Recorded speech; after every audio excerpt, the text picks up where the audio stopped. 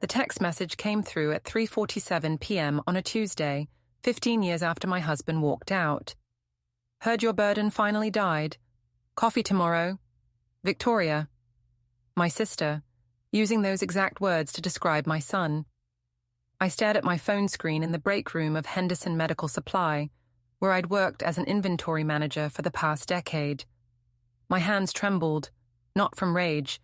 I'd burned through that emotion years ago, but from something colder, something that had been crystallizing in my chest since the day my husband Gregory left me for Victoria, taking our house, our savings, and his lawyer's assurance that a woman caring for a defective child couldn't possibly deserve anything more.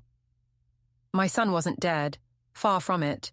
Ethan was 23 now, 6'3", with his father's sharp jawline and piercing blue eyes. But where Gregory had always possessed a softness around the edges, a weakness he hid behind expensive suits and practiced charm, Ethan had forged himself into something harder. He'd just graduated summa cum laude from Cornell with degrees in finance and economics. Goldman Sachs had already offered him a position starting at $190,000 a year.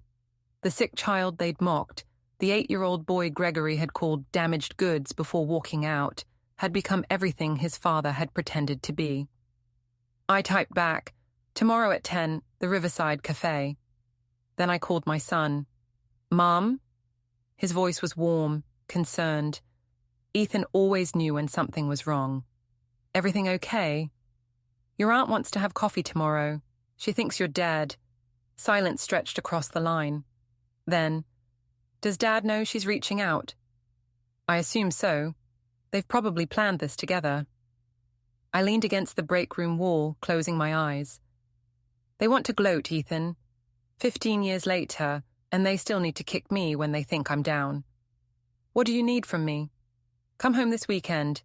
It's time they met the man you've become." Another pause. "Are you sure?" "Mum, I don't want to make things harder for you. I don't need to prove anything to them." "This isn't about proving anything.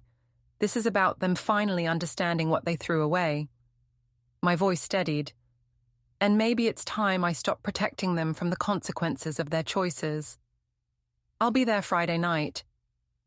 After we hung up, I sat in that break room for another 10 minutes, remembering the early years after Gregory left. Ethan had been diagnosed with acute lymphoblastic leukemia 2 weeks before his 8th birthday. The treatments were brutal, chemotherapy that left him weak and nauseous, hospital stays that stretched for weeks, medical bills that multiplied faster than I could count them. Gregory had promised to stand by us for about 3 days. Then my sister Victoria, who'd been staying with us to help, had started giving Gregory sympathetic looks, started having private conversations with him, started suggesting that maybe Ethan's prognosis wasn't good, that maybe Gregory needed to protect his future, that maybe I was too consumed with our son to be a proper wife anymore. 6 weeks after the diagnosis, Gregory filed for divorce. His lawyers moved like sharks, seizing every asset before I understood what was happening. They painted me as an unstable woman, obsessed with a dying child, unable to maintain employment or manage finances. They conveniently ignored that I'd quit my marketing director job to care for Ethan full-time, that every penny I'd mismanaged had gone to keeping our son alive. The judge had been sympathetic but ultimately practical.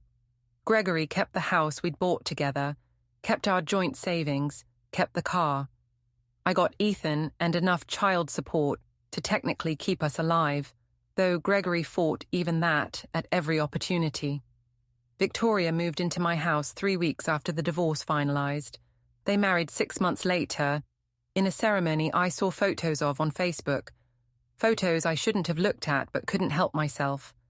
They'd honeymooned in Tuscany, bought a vacation home in the Hamptons, sent Christmas cards showing their perfect life while I worked 3 jobs and slept in hospital chairs.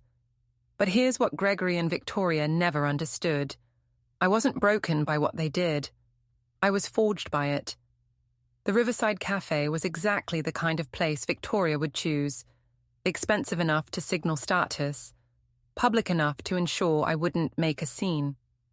I arrived 15 minutes early, wearing my best work clothes and carrying myself with the dignity I'd learned to maintain through years of surviving their cruelty.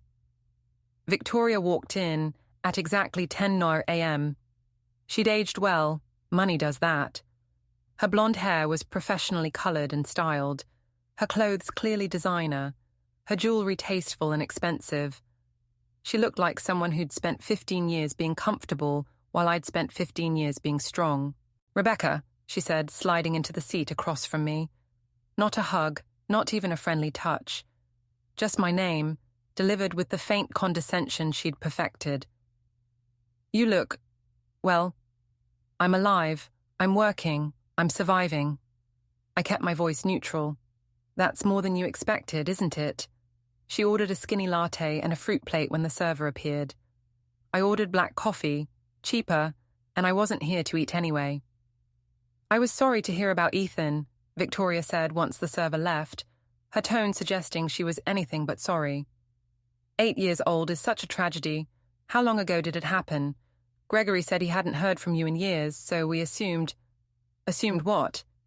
I met her eyes directly. That I'd crawled into a hole somewhere and died along with my son. "Don't be dramatic. We just thought, given how sick he was, given the prognosis, that nature had taken its course." She sipped her water delicately. "Gregory's been quite successful, you know. Made partner at the firm 3 years ago. We just bought a villa in Provence. Life has been very good to us. While I worked myself to the bone." "Well, you made your choices. You chose to dedicate yourself to a dying child instead of being a proper wife.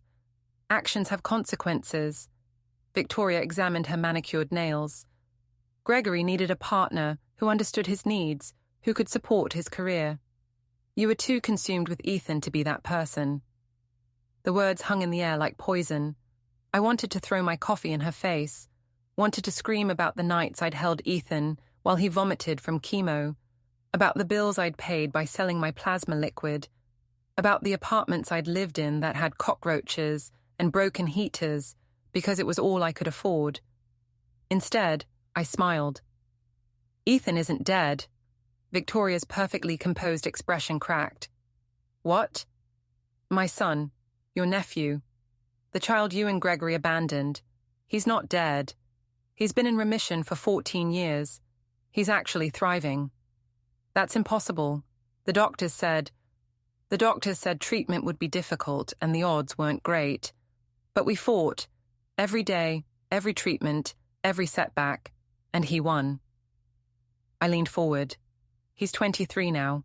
Just graduated from Cornell summa cum laude. Got a job offer from Goldman Sachs, starting at $190,000 a year. That's his starting salary, Victoria. At 23. My sister's face had gone pale. "Gregory doesn't know." "Of course he doesn't. Gregory hasn't asked about his son in 15 years. Why would I tell him anything?" I finished my coffee. "But I'm telling you now because Ethan's coming home this weekend. I thought you and Gregory might want to meet the man your burden became." "You can't be serious." "Dead serious. In fact, why don't you bring Gregory to my apartment Saturday evening? Say 6 o'clock. I wrote my address on a napkin and slid it across the table.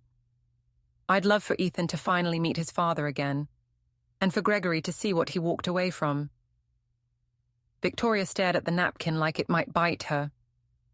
"This is vindictive. No, this is justice. You two have spent 15 years living in luxury, mocking me, assuming my life ended when you destroyed it. Time for you to see that you were wrong. About everything." I stood up, leaving a $10 bill for my coffee, even though I knew Victoria would probably expense this entire meeting somehow. 6 o'clock, Victoria. Don't be late. And wear something nice. First impressions matter. I walked out before she could respond, my heart pounding but my steps steady. This was happening. After 15 years of silence, of surviving, of watching my son grow into someone extraordinary despite every obstacle they'd created, this was finally happening. Ethan arrived Friday evening, driving a used Honda he'd bought himself with internship money. He'd wanted something practical, something that reflected who he was rather than who his father had been. When he walked through my apartment door, the small 2-bedroom place I'd finally managed to afford 5 years ago, I saw Gregory in his face, but none of Gregory's weakness in his bearing. "Hey, Mom." He hugged me, and I held on tight for a moment longer than necessary. This boy, this man, was my entire world. Everything I'd sacrificed had been worth it just to see him healthy and whole. "You look good," I said, stepping back. "Corporate life treating you well?" "Haven't started yet, remember? But the internship was great. Learned a lot." He set his bag down and looked around the apartment with the same assessing gaze I'd seen in him since childhood. Ethan had always been observant, analytical. The cancer hadn't dulled his mind. If anything, it had sharpened it. "So, tomorrow, are you sure about this? Your aunt thinks you're dead. Your father hasn't asked about you in 15 years. "Yes, I'm sure." Ethan sat on my worn couch, the same one I'd bought from a thrift store 8 years ago. "What do you want to happen tomorrow, Mum? What's the goal here?" I joined him, considering the question carefully.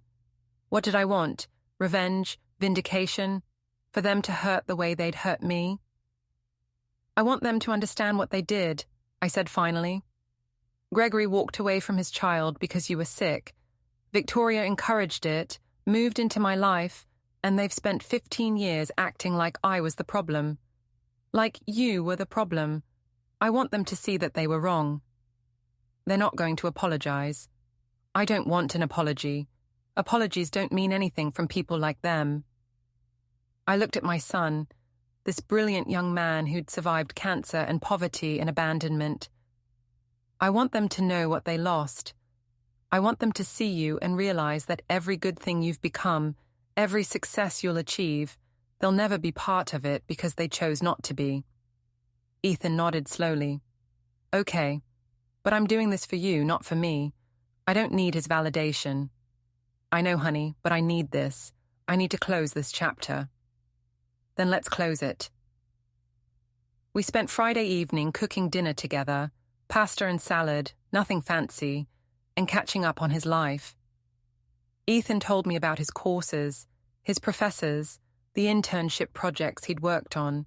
He talked about his girlfriend, a fellow student named Ashley, who was starting law school in the fall. He talked about his plans, his dreams, his future. Not once did he mention his father. Gregory had made himself irrelevant to Ethan's life long ago. Saturday morning, I cleaned the apartment thoroughly, even though it was already clean. Nervous energy needed an outlet. Ethan went for a run, then came back and helped me rearrange furniture to create more seating space. We were expecting 4 people, Gregory, Victoria, Ethan, and me, though I suspected they might not stay long once they saw Ethan. At 5:30, Ethan showered and dressed in business casual clothes, pressed slacks, a button-down shirt, nothing too formal but nothing sloppy either. He looked professional, put together, successful. When he emerged from the bathroom, I felt a surge of maternal pride so strong it nearly knocked me over. "You're going to be fine," he said, reading my expression. "They can't hurt you anymore, Mum. You survived the worst thing they could do to you. This is just showing them the consequences." The doorbell rang at exactly 6 o'clock. Victoria had always been punctual.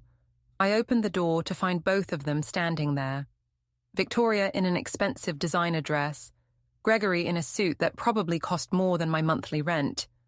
My ex-husband had gained weight over the years, his face fuller, his hairline receding slightly.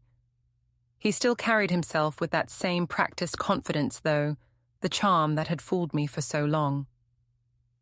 "Rebecca," Gregory said, his voice carefully neutral. "Victoria said you wanted to talk." "Come in." I stepped aside, letting them enter.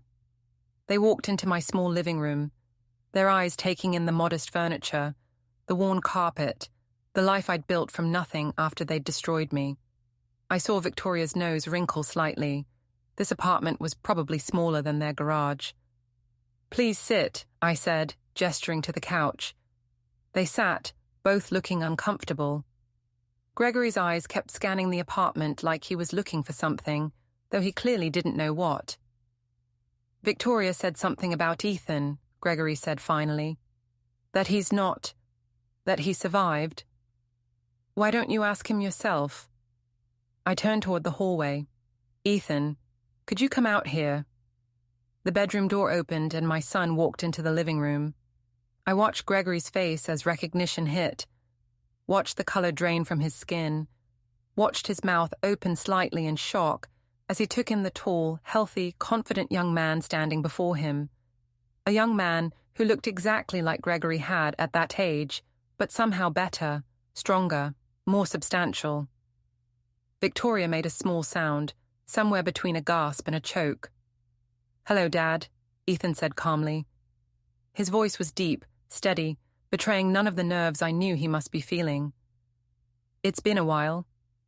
Gregory stood up slowly, like his legs weren't quite working properly. This isn't possible. You were dying. The doctors said treatment would be difficult and the prognosis wasn't certain. They never said I was definitely dying. Ethan moved further into the room, his presence somehow making the small space feel even smaller. But you left before we could find out, didn't you? I didn't leave you. I left the situation. It was too much. I couldn't. Gregory's carefully constructed composure was crumbling. Your mother was obsessed. She wasn't thinking clearly. My mother saved my life, Ethan interrupted, his voice hardening. While you were abandoning us and moving your mistress into our house, Mom was working 3 jobs and taking me to chemo appointments. While you were vacationing in Tuscany, Mom was sleeping in hospital chairs and selling her plasma to pay medical bills. So don't you dare criticize her choices. Victoria found her voice. This is a trap. Rebecca set this up to, what? Make us feel guilty. We moved on. We built a good life. What we did was cowardly, I said quietly. You saw a sick child as an inconvenience. You saw my dedication to saving my son as a weakness to exploit. And you two deserved each other because you're both fundamentally selfish people who care more about comfort than character. Gregory turned to me, and I saw something I'd never seen before in his eyes, genuine fear. Not of me, but of what this moment represented. How long has he been in remission? 14 years. He went into remission when he was 9, stayed in remission through middle school, high school, and college. He never relapsed, never had complications. He beat it, Gregory. The son you abandoned, beat cancer, and built himself into someone extraordinary. You never told me. You never reached out. You never asked.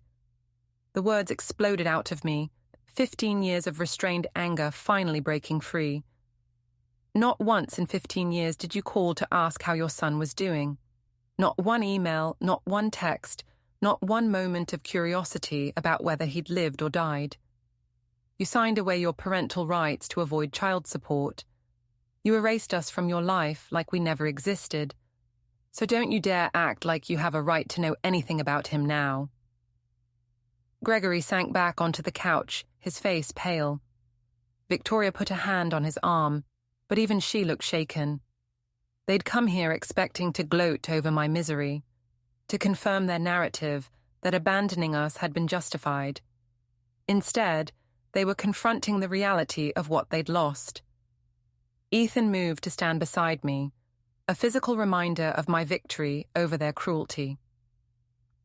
I'm starting at Goldman Sachs in September, he said conversationally, as if we were discussing the weather.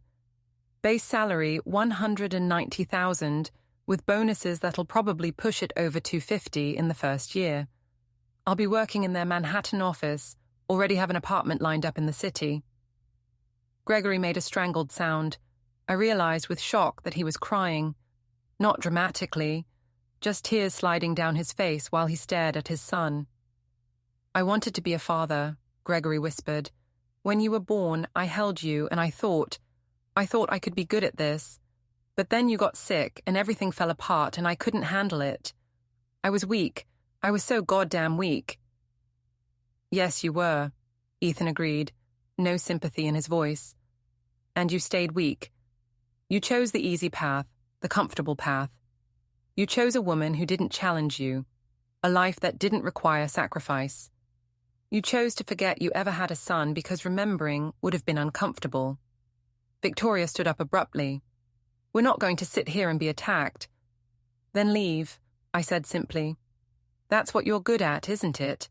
Leaving when things get difficult, running away from consequences. The consequences, Victoria's voice turned shrill. You got what you wanted, Rebecca. Your son survived. You won. Why do you need to rub our faces in it? Because you sent me a text message asking if my burden had finally died. I stepped toward her, and she actually flinched. Because 15 years wasn't enough for you. You still needed to kick me while you thought I was down. You still needed to gloat. So, yes, Victoria, I'm rubbing your face in it. I'm showing you exactly what you and Gregory threw away when you decided my son's life wasn't worth fighting for. Ethan pulled a folder from the bookshelf. I hadn't noticed him place it there, and tossed it onto the coffee table in front of Gregory. That's my resume, my transcript from Cornell, letters of recommendation from professors, the job offer from Goldman Sachs. I thought you might want to see what your son accomplished without you. Gregory opened the folder with shaking hands. He stared at the papers like they were written in a foreign language. Summa cum laude, double major, Dean's List every semester. His voice broke completely. You did all this while you were living in luxury and pretending I didn't exist. Yes, Ethan's voice was ice. I did all this because Mom taught me that other people's abandonment doesn't define your worth. That survival is its own victory. That becoming someone good matters more than becoming someone wealthy, though it turns out I'll be both. The silence that followed was crushing. Gregory sat holding that folder like it weighed 1,000 pounds. Victoria stood frozen, her earlier composure completely shattered. Neither of them seemed to know what to say, how to react to having their narrative destroyed so completely. I don't expect anything from you, Ethan continued, his voice softening slightly. I don't need a relationship. I don't need financial support. Never did, really.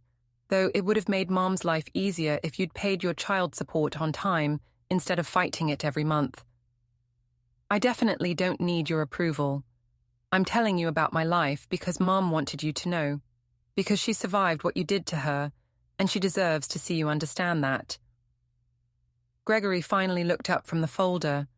His face was wet with tears, his expensive suit somehow looking shabby in my small apartment. Is there any way I could what? Be my father? Ethan laughed, but there was no humor in it. That ship sailed 15 years ago. You don't get to walk back into my life now that I'm successful and claim credit. You don't get to tell your friends at the country club about your brilliant son at Goldman Sachs. You don't get to be proud of me, because you did nothing to earn that right. I know I don't deserve anything, but I'm asking anyway. Gregory stood up, moving toward Ethan with his hands outstretched, like he might try to hug him. I made terrible mistakes. I was a coward and a fool, and I abandoned you when you needed me most. But you're my son. You're my family. Doesn't that mean something? Ethan stepped back, maintaining distance. Family ties don't mean anything without loyalty, without sacrifice, without showing up when things get hard.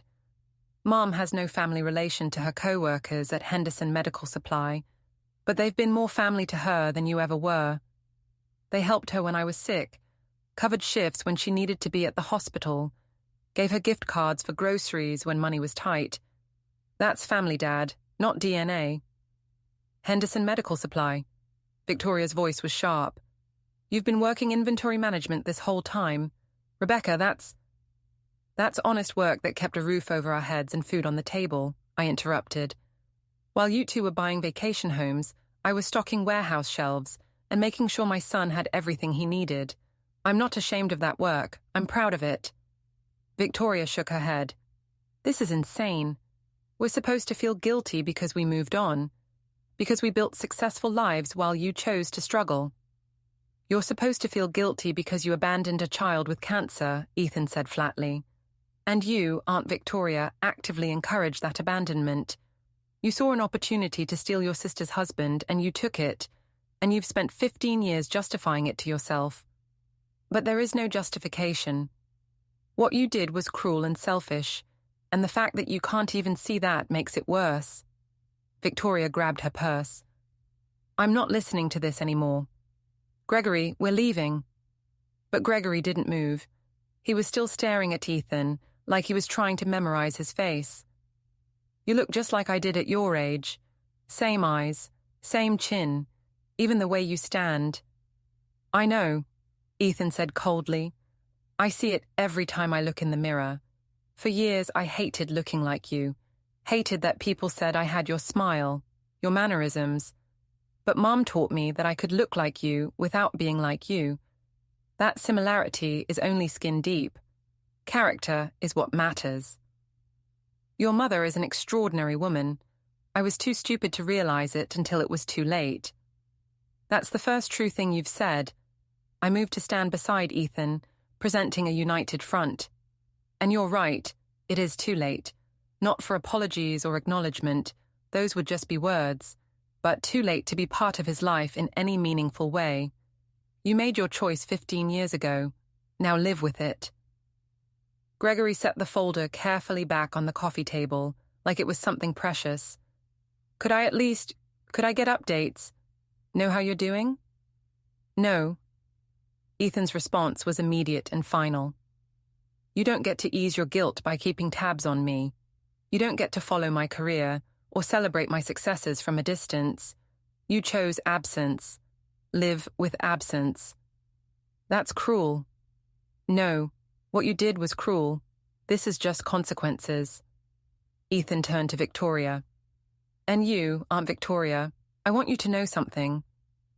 When I was 8 years old, going through my first round of chemo, you came to visit me in the hospital exactly once. You stayed for maybe 10 minutes, looked uncomfortable the whole time, and never came back.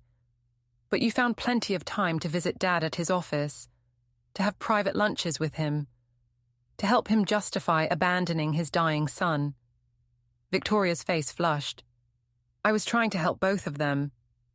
You were trying to steal your sister's husband. Don't pretend it was anything noble. Ethan's voice never rose, but the contempt in it was withering. You saw a vulnerable moment and you exploited it, and then you sent that text message to Mom asking if I'd finally died, like my death would have been convenient for you, like it would have validated the choice you made to help destroy our family. I didn't mean it that way. Yes, you did. You wanted Mom to be broken. You wanted confirmation that we'd stayed broken while you two thrived. But here's the thing you never understood. Trauma doesn't always destroy people. Sometimes it forges them into something stronger. Ethan gestured at me. Mom is stronger than you'll ever be.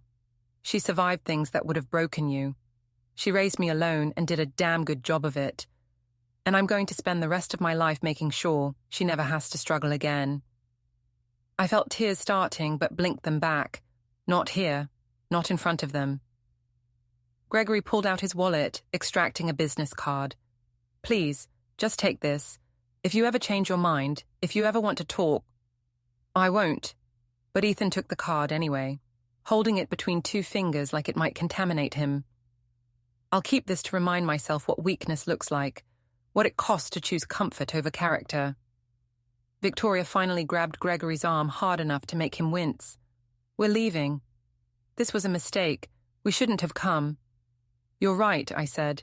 You shouldn't have. You should have left us alone 15 years ago and stayed gone. But you couldn't help yourselves. You had to gloat. Had to make sure I knew you'd won. I smiled and it felt feral. Except you didn't win. You got money and comfort, but I got him, and he's worth more than everything you have combined. They left without another word, Victoria practically dragging Gregory toward the door. He looked back once, his face a mask of devastation, but I felt nothing. No sympathy, no satisfaction. Just emptiness where anger used to live. The door closed behind them.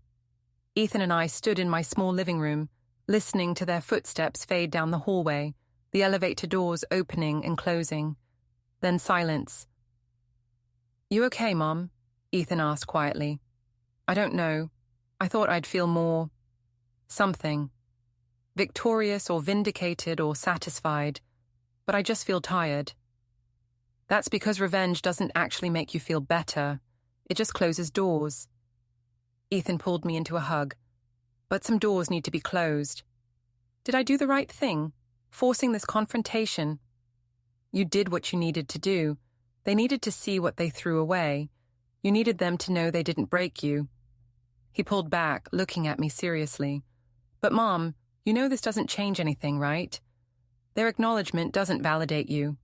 You were already valid. You were already strong. You were already enough. I know. But sometimes you need people to see it too. 3 months later, I was working my shift at Henderson Medical Supply when Patricia, my supervisor, knocked on my office door. Rebecca, you have a visitor. I looked up from my computer, surprised. I didn't have anything scheduled. Patricia's expression was odd. It's a lawyer. Says it's about your ex-husband. My stomach dropped. Had Gregory decided to sue for something? Try to claim Ethan now that he was successful? I followed Patricia to the small conference room, my mind racing through possibilities. The lawyer was a woman in her 50s, professionally dressed, carrying an expensive briefcase. She stood when I entered. Ms. Bennett, I'm Catherine Walsh. I represent Gregory Henderson. May I speak with you privately? Whatever you need to say, you can say in front of Patricia. Very well. Catherine opened her briefcase and extracted a folder. Mr. Henderson has instructed me to offer you a settlement of $500,000. I stared at her. Excuse me? $500,000 tax-free, to be paid immediately. Mr. Henderson also wishes to establish a trust fund for Ethan with $2 million, though that would be Ethan's decision whether to accept. Catherine slid papers across the table. This is voluntary restitution for the financial hardship he caused you during and after the divorce. There are no strings attached, no expectation of contact, no requirement that Ethan acknowledge him. Mr. Henderson simply wishes to make amends in the only way he knows how. Patricia grabbed my arm to steady me. I couldn't process what I was hearing. This is a trick. It's not. Mr. Henderson had what he describes as a breakdown after meeting Ethan. He's been in therapy, confronting what he did. This settlement is his therapist's recommendation, a concrete action to acknowledge the harm he caused, even if that acknowledgement can't repair the relationship. Catherine's expression softened slightly. Between you and me, Miss Bennett, I think he's genuinely remorseful. He understands he can never be Ethan's father, can never undo the abandonment, but he wants to at least remove the financial burden he created. I don't want his guilt money. It's not guilt money. Think of it as back payment for 15 years of child support he fought, as compensation for the assets you should have received in the divorce, as acknowledgement that you were right and he was wrong. Catherine pulled out another document. He's also prepared to sign an affidavit admitting that his lawyers lied in the divorce proceedings, that you were never unstable or neglectful, that you sacrificed everything for Ethan. If you ever want to pursue legal action against his divorce attorney for misconduct, this document would support that claim. My hands were shaking. $500,000.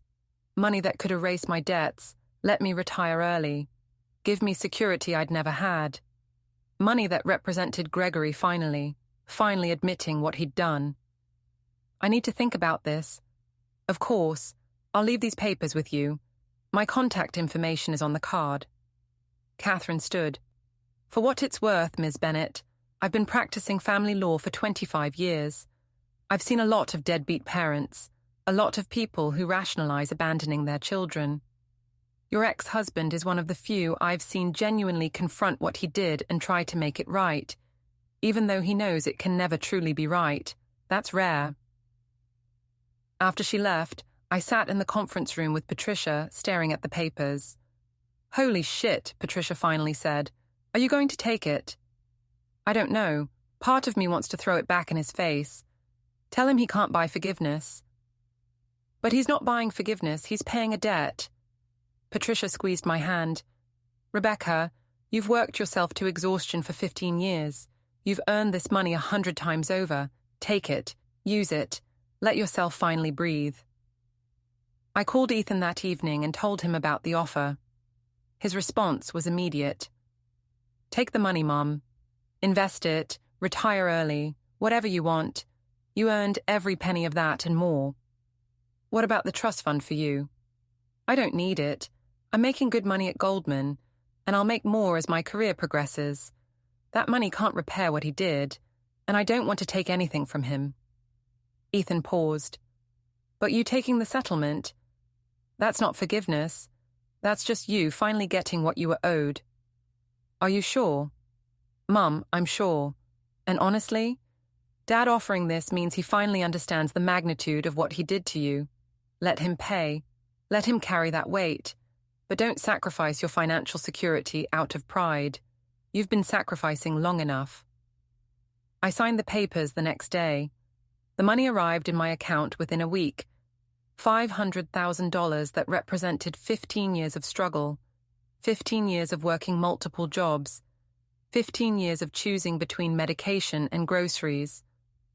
I paid off every debt I had, put a substantial amount into retirement accounts, and then I did something I'd dreamed about for years. I bought a small house. Nothing fancy, just a 3-bedroom place with a yard in a decent neighborhood. A place that was mine, that no one could take from me. Ethan came to visit the week I moved in. He walked through the rooms, checking everything, with the analytical eye he'd inherited from his father, but used for good rather than manipulation. This is nice, Mom. Really nice. He stood in the kitchen, sunlight streaming through the windows. You deserve this. I keep waiting for it to feel real, like someone's going to show up and say there was a mistake. No mistakes, just consequences finally arriving for the right people. Ethan hugged me. And for what it's worth, I'm proud of you. Not for taking the money, but for surviving long enough to be able to take it. For not letting them break you. 6 months after the settlement, I got another unexpected visitor at work. This time it was Victoria. She looked different than she had at our confrontation. Thinner, older, tired in a way that expensive clothes couldn't hide. Patricia showed her to the conference room with a questioning look, but I nodded that it was okay. Rebecca, Victoria said when I entered. She didn't try to hug me or touch me. Thank you for seeing me. What do you want, Victoria? To apologize. Really apologize. Not the half-hearted deflection I gave you before. She sat down heavily. Gregory and I are divorced, have been for 3 months. He told me he couldn't stay married to someone who'd helped him abandon his son. That every time he looked at me, he saw his own cowardice reflected back. I sat across from her, saying nothing. I was wrong. About everything. Victoria's voice cracked. I saw an opportunity to steal your life, and I took it. I told myself I was helping Gregory, that you were too consumed with Ethan to be a good wife, that I was doing everyone a favor. But I was just being selfish. I wanted what you had. The successful husband, the nice house, the comfortable life. I didn't care what it cost you. You sent me a text message asking if my son had died. You called him a burden. I know. I've been in therapy, trying to understand how I became someone who could do that. Someone who could abandon her own nephew, betray her sister, and then gloat about it 15 years later. Victoria wiped her eyes. I don't expect forgiveness. I don't even know if I deserve the chance to apologize. But I needed you to know that I see it now. What I did, what we did. And I'm sorry. Sorry doesn't give me back 15 years. I know it doesn't. Victoria pulled out an envelope. I liquidated some assets in the divorce. This is $50,000. It's not enough. It'll never be enough, but it's what I can afford to give you. As restitution. As acknowledgement that I stole from you and I need to pay it back. I stared at the envelope. I don't want your money, Victoria. Please take it. If not for yourself, then donate it to cancer research. Do something good with it. I need to know I tried to make amends. even though I know I can't actually make anything right. Do you know what the hardest part was? I said quietly. It wasn't the poverty or the exhaustion, or even watching Ethan suffer. It was knowing that my own sister valued my husband more than she valued me. That you could look at a sick child and see an inconvenience. That you could destroy my life and sleep soundly afterward. I didn't sleep soundly. I told myself I did, pretended I did, but I didn't. Every time we had to sign another court document to fight your requests for child support, every time I saw those Facebook posts you made about Ethan's treatments, I felt it.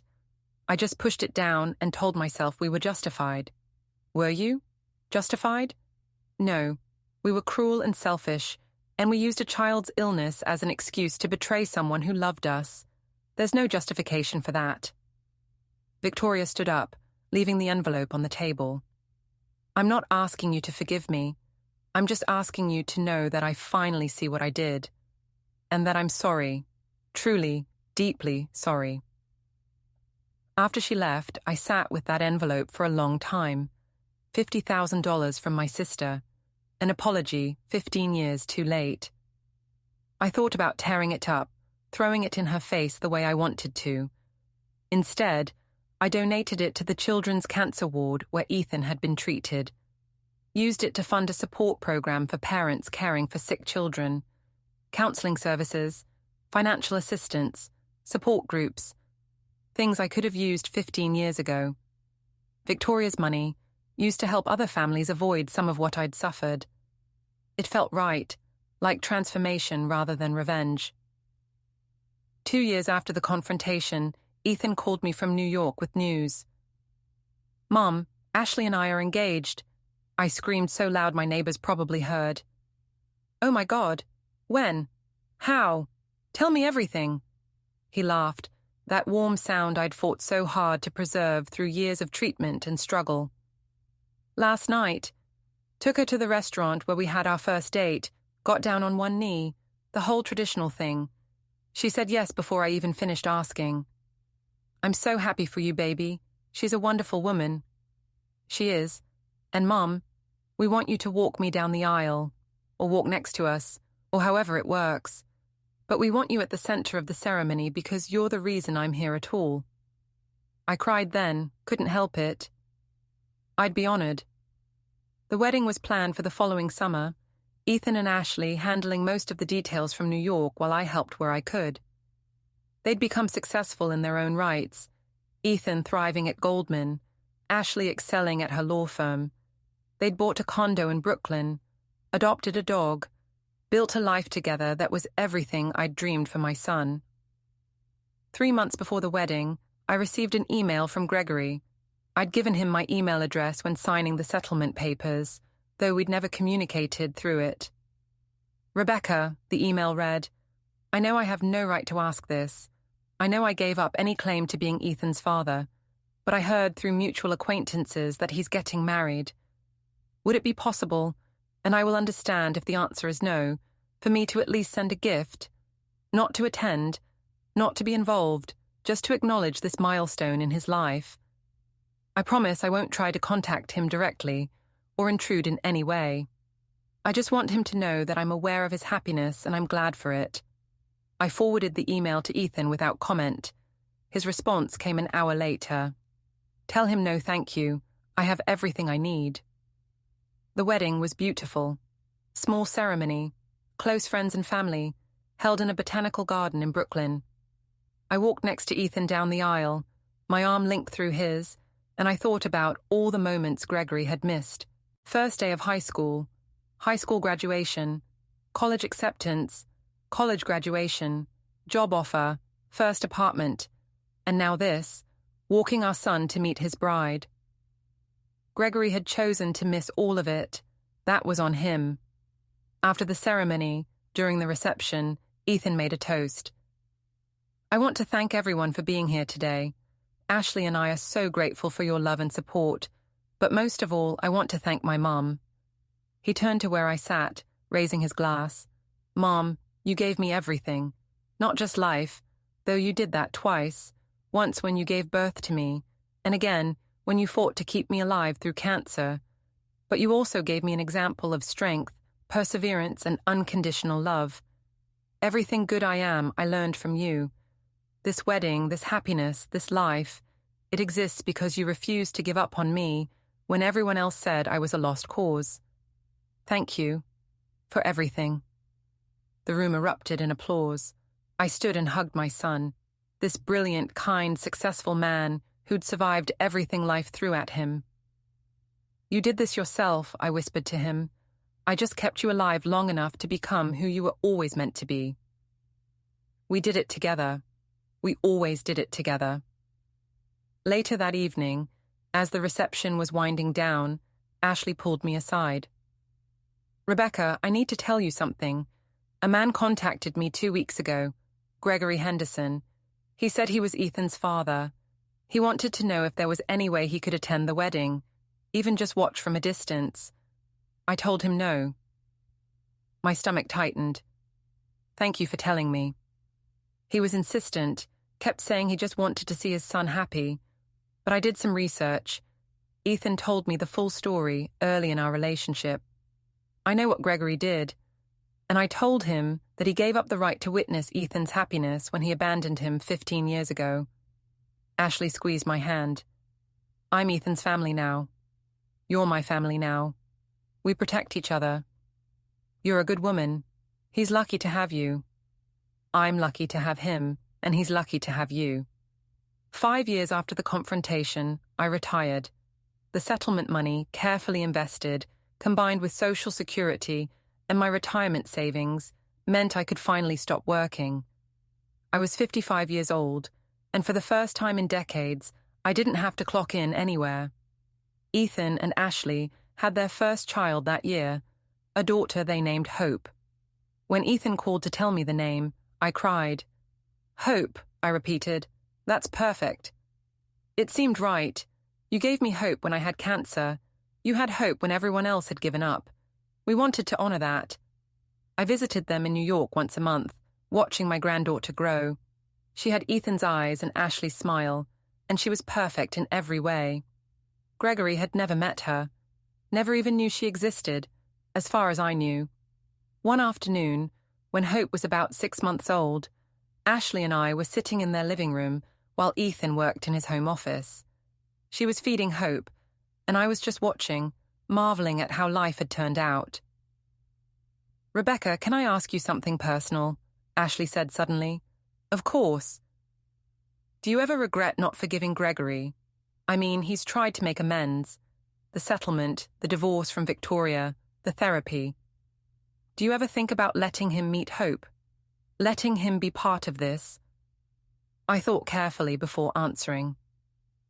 Forgiveness is complicated. I don't hate Gregory anymore. I don't think about him most days. But forgiveness doesn't mean forgetting what someone did or giving them access to hurt you again. Gregory made a choice 15 years ago to walk away from his dying son. That choice has consequences that last forever. But he's changed. Maybe. Probably. But change doesn't erase harm. And more importantly, it's not my forgiveness he needs. It's Ethan's. And Ethan has made his choice clear. He doesn't want a relationship with Gregory, doesn't want his children to know their grandfather who abandoned him. That's Ethan's decision to make, and I support it. Ashley nodded slowly. That makes sense. I worry sometimes that holding on to anger hurts us more than it hurts them. I'm not holding on to anger. I'm holding on to boundaries. Gregory doesn't get access to the good things in Ethan's life, the wife, the career, the children, because he chose not to be there for the hard things. That's not punishment. That's just logical consequence. You're right. You're absolutely right. Ashley shifted Hope to her shoulder, patting her back gently. Ethan's lucky to have you as a mother. I'm lucky to have him as a son. That evening, Ethan found me on their balcony, looking out at the Brooklyn skyline. Ashley told me what you two talked about. She did? Yeah. And Mom, I want you to know that I've never questioned your choices, never doubted that you did everything exactly right. You protected me when I was vulnerable, fought for me when I couldn't fight for myself, and showed me what real love looks like. Dad's apologies and money don't change the fundamental fact that he abandoned his child. Nothing can change that. Do you ever wonder what your life would have been like if he'd stayed? Sometimes, but honestly, I think I'm better for having grown up with just you. I saw real strength, real sacrifice, real love. If Dad had stayed, I might have grown up like him, comfortable, entitled, willing to abandon people when things got hard. You made me better than that. I hugged my son, this man who'd become everything I'd hoped for and more. I love you, Ethan. I love you too, Mom. Always. 10 years after the confrontation, I received one final communication from Gregory. Not an email or a call, but a letter, handwritten, forwarded to me through his lawyer. Rebecca, it began, I know you have no reason to read this. I know I have no right to ask for your time or attention, but I'm dying. Pancreatic cancer, stage 4, maybe 6 months left, and I need to say some things while I still can. I've spent the last 10 years trying to become someone worthy of forgiveness, even though I knew I'd never receive it.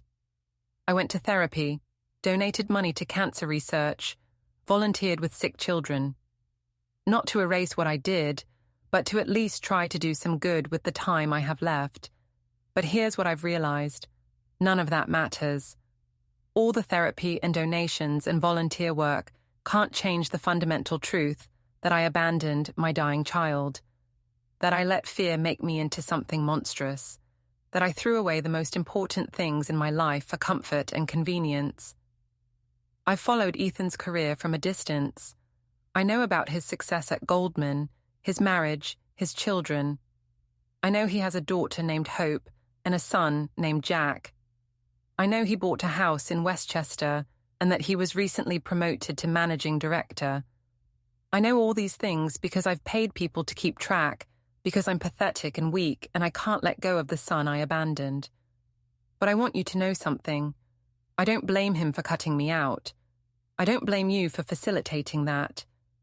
You both did exactly what you should have done. I'm the only villain in this story.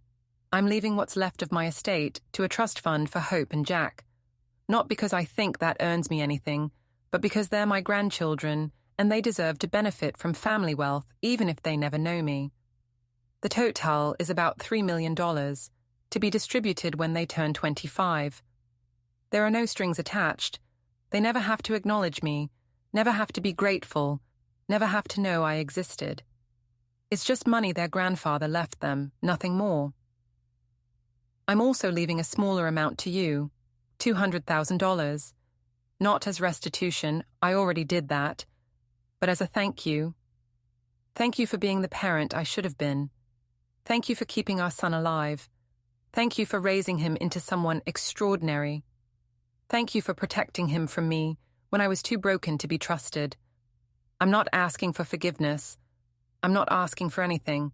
I'm just saying thank you and goodbye. I hope you have a beautiful rest of your life, Rebecca. You earned it. Gregory. I read the letter 3 times, sitting in my living room with afternoon sun streaming through the windows. Then I called Ethan. Your father's dying. Pancreatic cancer. 6 months. Silence on the other end. Then, okay. He's leaving trust funds for Hope and Jack. $3 million total. I don't want his money. It's not his money, it's theirs. Let them have it. They can use it for college, for houses, for whatever they need. It's just money, Ethan. It doesn't come with obligations. Another long silence. Fine. But I'm not going to see him. I'm not doing a deathbed reconciliation. I know, he's not asking for one. He's just saying goodbye, I think. Good. Tell him goodbye from me. Tell him I hope he finds peace, but I'm not part of that process. Gregory died 4 months later, not 6. Victoria sent me a brief email informing me of his death and the funeral arrangements. I didn't go. Neither did Ethan. We'd said our goodbyes 10 years ago in my small apartment when we'd closed that door forever. The trust funds were established as promised. Hope and Jack would have secure futures. though they'd grow up never knowing the grandfather who'd made that possible. Ethan had decided not to tell them about Gregory at all, not to hide the truth, but because there was no truth worth telling.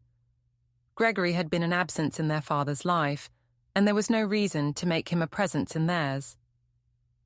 15 years to the day after my confrontation with Gregory and Victoria, I was babysitting Hope and Jack while Ethan and Ashley took a weekend trip to celebrate their 10th anniversary. Hope was 7 now, Jack was 4, and they were perfect chaos incarnate. We were making cookies when Hope asked, "Grandma, did you always live in this house?" "No, sweetie. I used to live in a small apartment. Before that, even smaller apartments. This house is pretty new. I've only had it about 12 years. "Why did you live in small apartments?" "Because that's what I could afford. I didn't have a lot of money when your daddy was little." "Why not?" I looked at this bright-eyed girl, so full of innocent questions, and decided honesty, age-appropriate honesty, was best. "Because your daddy got very sick when he was your age. He had cancer. Do you know what that is?" Hope nodded solemnly. "It's when your body gets bad cells and you have to take medicine." "Exactly. And the medicine cost a lot of money, and I had to work very hard to pay for it.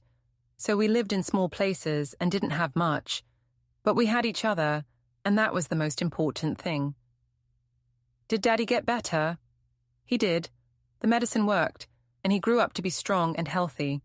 And then he became your daddy." Jack, who'd been mostly ignoring this conversation in favor of eating cookie dough, suddenly piped up. "Where was our other grandpa?" The question hit me like a physical blow. Hope looked at me with curious eyes, waiting for an answer. I'd known this moment would come eventually, but I'd hoped it would be later, when they were old enough to understand complexity and nuance. "Your other grandpa, your daddy's father, wasn't able to be there when your daddy was sick," I said carefully. "Sometimes adults make choices that hurt the people they love. He made a choice to leave, and your daddy grew up without him." "That's sad," Hope said. "Daddy must have been lonely." "Daddy had me, and he had lots of people who loved him. Sometimes family isn't just about who you're related to, it's about who shows up for you when things are hard." "We'd show up for Daddy," Jack declared, smearing cookie dough on his face. "I know you would, honey. You're good kids." Later, after the cookies were baked and the kids were in bed, I sat in my living room thinking about that conversation. Hope and Jack would grow up with questions about their paternal grandfather, and eventually they'd deserve full answers. But those answers would come from Ethan, in his time, in his way. My job wasn't to manage Gregory's legacy. It was just to be their grandmother, to love them and support them, and give them the stability their father never had. My phone buzzed with a text from Ethan. "Kids doing okay?" "They're perfect." Hope asked about their other grandpa. "What did you tell her?" "That he made choices that hurt people he loved. That family is about who shows up. Kid-appropriate truth." "Good. We'll have fuller conversations when they're older. But that's the fundamental truth." I smiled at my phone. "Enjoy your anniversary trip. You and Ashley have earned it." "We're having a great time. Thank you for watching the kids. Love you, Mom." "Love you too." I set down the phone and looked around my house. It wasn't a mansion. It wasn't fancy. But it was paid for, it was mine, and it was filled with love. Hope and Jack's drawings on my refrigerator, photos of Ethan's wedding, a shelf full of books Hope liked me to read to her. This was the life I'd fought for. Not wealth or status or revenge against the people who'd wronged me. Just peace, just family. Just the simple joy of watching my grandchildren grow up safe and loved. Gregory and Victoria had tried to destroy me. They'd taken everything, my marriage, my home, my financial security. They'd abandoned my sick child and mocked me for saving him. But they'd lost, not because I'd beaten them in some dramatic confrontation, though that had been satisfying. They'd lost because I'd survived, because I'd built something real while they'd built a facade. Because my son grew up to be someone extraordinary, while Gregory ended up dying alone with regrets. I didn't need them to suffer to feel victorious. I just needed to be here, in this house, with cookie crumbs on the counter and children's laughter echoing in the rooms. This was victory. This was revenge. This was justice. Living well, living fully, living surrounded by people who'd earned their place in my life through loyalty and love rather than obligation and genetics. The doorbell rang, interrupting my thoughts. I opened it to find Ashley standing there, holding a bottle of wine and grinning. Surprise, Ethan's at a conference dinner, but I snuck out early. Thought we could have girl time. Kids asleep? Out cold. Perfect. I want to hear everything they did today, and I brought photos from our trip to show you. We settled on the couch with wine and photos, and Ashley told me about their anniversary trip while I shared stories about Hope and Jack's day. It was simple. It was perfect. It was exactly the kind of evening I'd dreamed about during those hard years when happiness seemed impossible. Later, after Ashley left and I was getting ready for bed, I looked at myself in the mirror. I was 62 years old, with grey hair I didn't bother to dye, and lines on my face that told the story of everything I'd survived. I looked tired, I looked lived in, I looked victorious. Not because Gregory and Victoria had apologized or suffered, not because I'd gotten money or revenge, but because I'd survived what they'd done to me, raised an extraordinary son, and built a life worth living. That was the real revenge. Not destruction, but construction. Not tearing them down, but building something they could never touch or diminish or steal. I turned off the light and went to bed, sleeping peacefully in my house, with my grandchildren safe down the hall, knowing my son was happy and successful and loved. They'd tried to destroy me. I'd refused to be destroyed. And in the end, that was enough.